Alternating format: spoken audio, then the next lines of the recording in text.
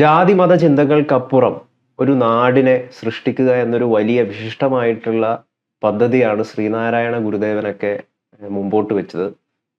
അതിനെ കുറെയൊക്കെ വിജയകരമായിട്ട് നടപ്പിലാക്കാനായിട്ട് അദ്ദേഹത്തിന് സാധിച്ചു. അതുകൊണ്ടാണ് മലയാള നാടിന്റെ മതേതര ശില്പി ശ്രീനാരായണ ഗുരുദേവനാണ് എന്ന് പലരും വിശേഷിപ്പിക്കുന്നത്. ശ്രീനാരായണ ഗുരുദേവന്റെ പാരമ്പര്യം പിന്തുടരേണ്ട SNDP, അതിന് നേതൃത്വം കൊടുക്കേണ്ട ആളുകളൊക്കെ അതിൽ നിന്ന് വ്യതിചലിച്ച് പച്ച വർഗീയതയും ജാതി വിദ്വേഷവും മതവിദ്വേഷവും ഒക്കെ പ്രചരിപ്പിക്കുന്ന അവസ്ഥയിലേക്ക് മാറിത്തീരുന്നത് കൊണ്ടാണ് വെള്ളാപ്പള്ളി നടേശനെതിരെ ഗുരുതരമായ രീതിയിലുള്ള ആക്രമണങ്ങൾ സമൂഹത്തിൽ നിന്ന് അല്ലെങ്കിൽ വിവിധ കോണുകളിൽ നിന്ന് ആളുകൾ ഉയർത്തുന്നത്. അപ്പോൾ നിലവില് ഇദ്ദേഹം കഴിഞ്ഞ ദിവസം യോഗനാഥത്തിൽ മുസ്ലിം ലീഗിനെ കടന്നാക്രമിച്ചുകൊണ്ട് കുറേയധികം പ്രസ്താവനകൾ നടത്തിയിട്ടുണ്ട്.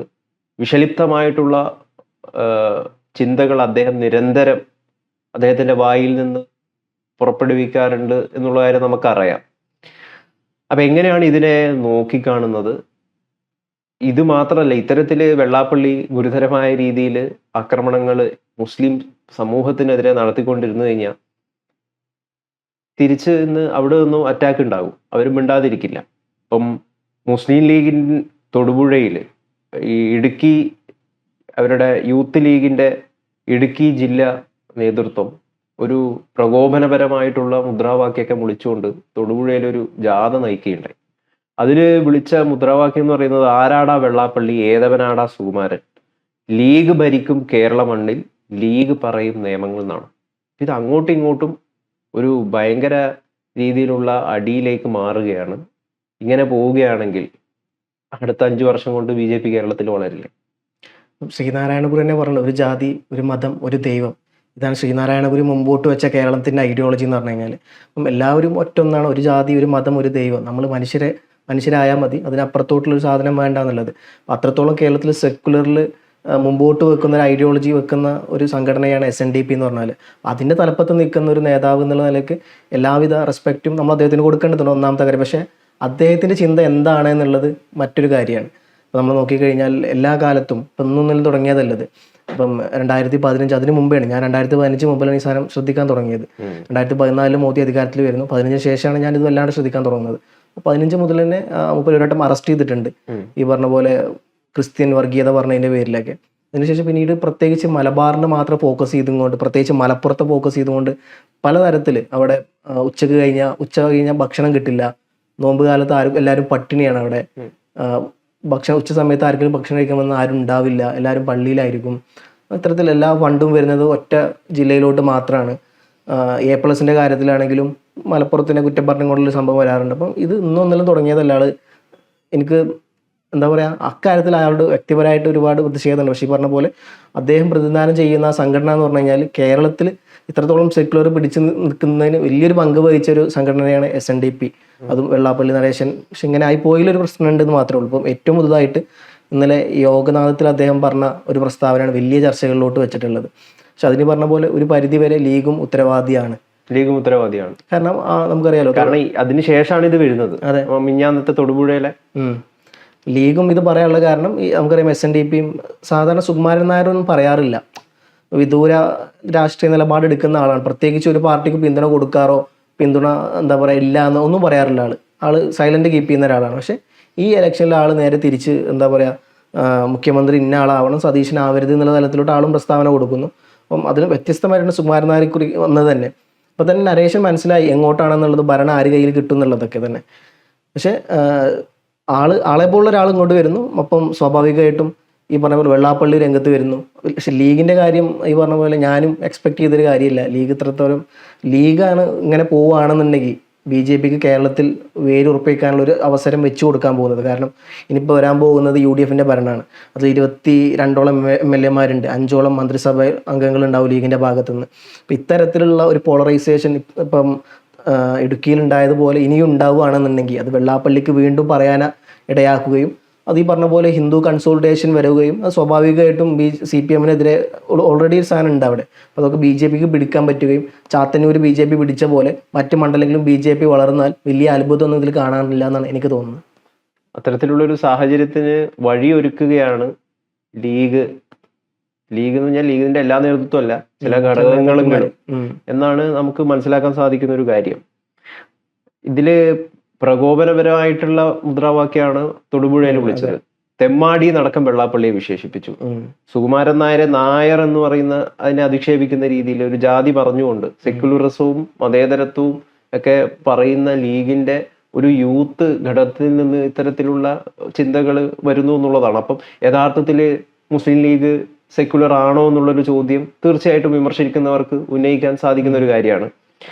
മാത്രമല്ല ഇതിലെ അപകടകരമായിട്ടുള്ള ഒരു സംഗതി എന്ന് വെച്ച് കഴിഞ്ഞാൽ ജയിച്ചിരിക്കുന്നത് UDF ആണ്. UDFിലെ പ്രധാനപ്പെട്ടുള്ള പാർട്ടി എന്ന് പറയുന്നത് കോൺഗ്രസ് ആണ്. 63ഓളം വരുന്ന MLA-മാർ അവർക്കാണുള്ളത്. അങ്ങനെ ഒരു സാഹചര്യം നിലനിൽക്കെ, ഒരു ഘടകകക്ഷിയാണ് ലീഗ് എന്ന് നിലനിൽക്കെ, എങ്ങനെയാണ് ലീഗിന് കേരളം ഭരിക്കാൻ പറ്റുക? ലീഗ് ഭരിക്കും കേരള മണ്ണിൽ, ലീഗ് പറയും നിയമങ്ങൾ എന്നാണ് അതില് എന്താണ് ഇവര് വിളിക്കുന്നത്. അത് അപകടകരമാണ്, അത് വളരെ അപകടകരമാണ്. അങ്ങനെ പറഞ്ഞു കഴിഞ്ഞാൽ ഇവര് പറയാണ്ട് പറയുന്നത് ലീഗാണ് ഇവിടെ ഭരിക്കാൻ പോകുന്നത് എന്നുള്ളൊരു സംഭവമാണ് അവിടെ മീൻസ് ഇൻഡയറക്ട്ലി മെൻഷൻ ചെയ്യുന്നത്. അപ്പൊ അതിനർത്ഥം സതീശൻ ഈ പറഞ്ഞ പോലെ ലീഗിന്റെ പപ്പറ്റാണ് എന്നുള്ളതാണ് ഇൻഡയറക്ട്ലി കാര്യം മെൻഷൻ ചെയ്യുന്നത്. ഇവിടെ ഇദ്ദേഹം പറഞ്ഞ കാര്യത്തിന് എന്താണ് ശരിയാവുകയും ചെയ്യുന്നത് ആര്? മാത്യു കുഴൽനാടൻ. അതെ, മാത്യു കുഴൽനാടൻ പറഞ്ഞ എന്താണ്?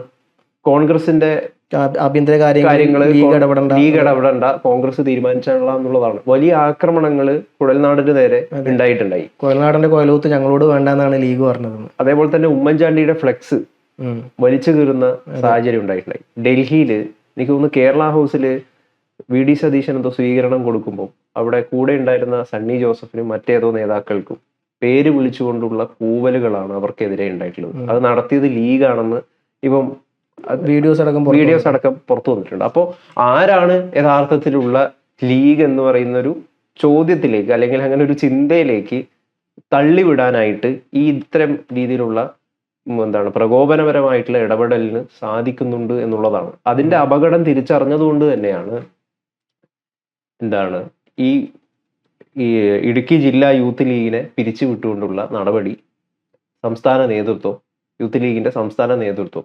കൈക്കൊണ്ടത്. ഇപ്പൊ PK ഫിറോസാണ് അത്തരത്തിലുള്ള നിലപാടെടുത്ത് അദ്ദേഹം ഫേസ്ബുക്കിലടക്കം ഈ കാര്യം വിശദീകരിച്ചുകൊണ്ട് കുറിപ്പൊക്കെ എഴുതിയിട്ടുണ്ട്. ഇതൊരു വർഗീയ രീതിയിലുള്ള പരാമർശമാണ് യൂത്ത് ലീഗ് നടത്തിയിരിക്കുന്നത്, അതുകൊണ്ട് നമ്മൾ പിരിച്ചുവിടുകയാണ്, ഇടുക്കിയിലെ ജില്ലാ നേതൃത്വം തന്നെ പിരിച്ചുവിടുകയാണെന്ന് പറഞ്ഞിട്ടുണ്ടായി. അപ്പോൾ ഈ രീതിയിൽ അവിലും കുന്തിരിക്കവും എടുത്തു വെച്ചോടാ വരുന്നുണ്ടടാ നിന്റെയൊക്കെ കാലന്മാർ എന്നുള്ള പ്രകോപനപരമായിട്ടുള്ള മുദ്രാവാക്യം വിളിച്ചത് ആരാണ്? SDPI ആണ് ആലപ്പുഴയിൽ. അപ്പോൾ അവരുടെ ഒരു സ്വഭാവത്തിലേക്ക് ലീഗ് പ്രവേശിക്കുകയാണോ, അല്ലെങ്കിൽ ലീഗിൽ തന്നെ ഇത്തരത്തിലുള്ള സ്വഭാവമുള്ള ആളുകൾ ഉണ്ടോ എന്ന ചോദ്യമാണല്ലോ ഇത് തീർച്ചയായിട്ടും സൃഷ്ടിക്കുന്നത്.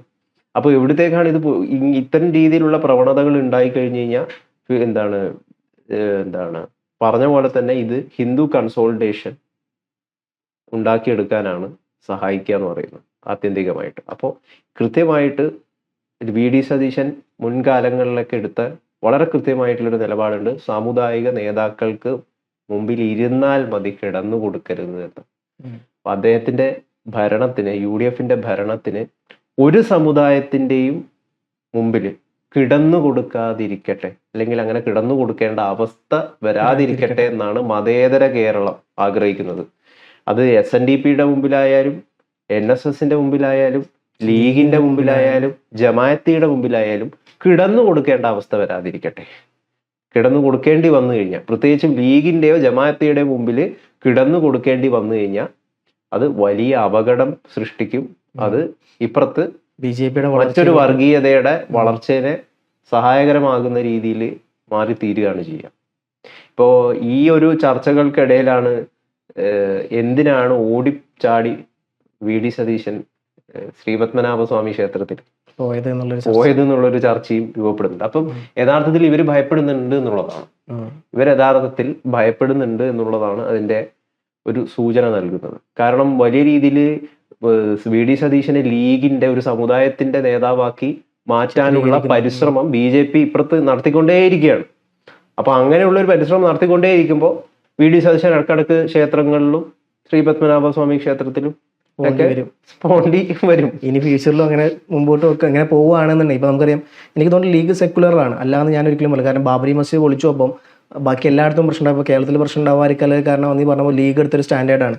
എത്ര എന്താ പറയുക, എത്ര പള്ളികൾ പൊളിക്കപ്പെട്ടാലും ഒരു കല്ല് പോലും ഒരു അമ്പലത്തിന് പോലും വീഴാൻ പാടില്ല എന്ന് പറഞ്ഞത് ലീഗിനെ സമുന്നതനായ നേതാവ് ഈ പാണക്കാട് മുഹമ്മദ് അലി ശിഹാബ് തങ്ങളായിരുന്നു. അപ്പം അത്തരത്തിൽ സെക്കുലർ സാധനം മുമ്പോട്ട് പിടിച്ചു. അന്ന് ഈ പറഞ്ഞ പോലെ മലപ്പുറത്ത് വലിയ തരത്തിലുള്ള മുസ്ലിംസ് പറഞ്ഞ പോലെ ഘോരമായിട്ട് അമ്പലങ്ങളിലോട്ട് വരാവുന്ന സമയത്താണ് ഇത്തരത്തിലൊരു അനൗൺസ്മെന്റ് നടന്നെങ്ങാണ്ട് റോഡിലൂടെ പോകുന്നത്. ഒരൊറ്റ അമ്പലത്തിന്റെ മുകളിൽ പോലും ഒരു കല്ല് പോലും വീഴാൻ പാടില്ല, എല്ലാ ലീഗുകാരും അമ്പലത്തിന് സെക്യൂരിറ്റി ആയിട്ട് നിൽക്കണം എന്ന് പറഞ്ഞ ആൾക്കാരാണ്.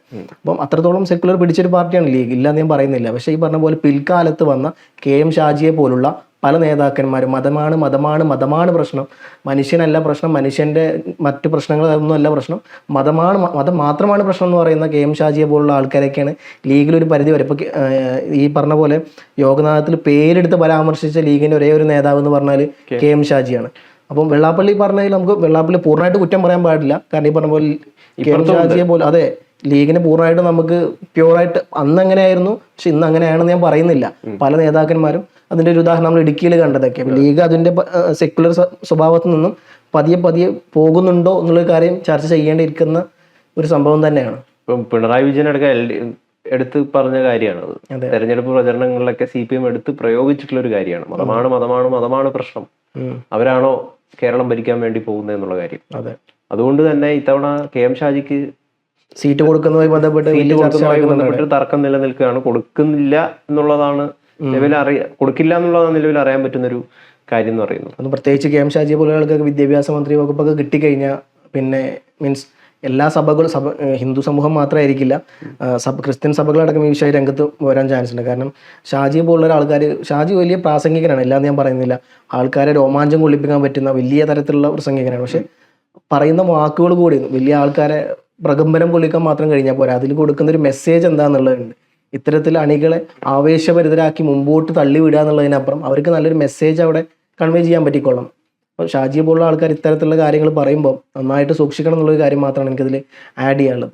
തീർച്ചയായിട്ടും. എന്തായാലും ഇതൊക്കെ വിളിച്ചോതുന്ന ഒരു കാര്യമുണ്ട്, മതേതരത്വമാണ് ഈ നാടിന് ആവശ്യം എന്നാണ് ഈ സംഭവങ്ങളൊക്കെ വിളിച്ചോതുന്നത്.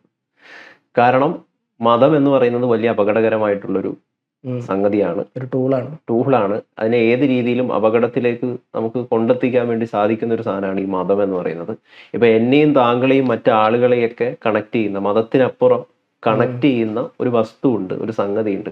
അതിലേക്ക് മനുഷ്യന് എത്തിച്ചേരാൻ പറ്റുമോ, അതിലേക്ക് മനുഷ്യനെ എത്തിക്കാൻ ഇവിടുത്തെ രാഷ്ട്രീയ നേതൃത്വത്തിനും രാഷ്ട്രീയ പാർട്ടികൾക്കും സാധിക്കുമോ എന്നുള്ളതാണ് അത്യധികമായിട്ടുള്ളൊരു ചോദ്യം. അങ്ങനെ ചെയ്യുന്ന ഒരു രാഷ്ട്രീയക്കാരും കുറേയധികം രാഷ്ട്രീയ നേതൃത്വമാണ് ഈ നാടിന് ആവശ്യം. അല്ലെങ്കിൽ ഇതുപോലുള്ള തർക്കങ്ങളും അത് വലിയ വർഗീയ ശക്തികൾക്ക് വളമായിട്ട് മാറിത്തീരുകയും ചെയ്യും. കേരളം ഒരു ഭ്രാന്താലയമായിട്ട് മാറും.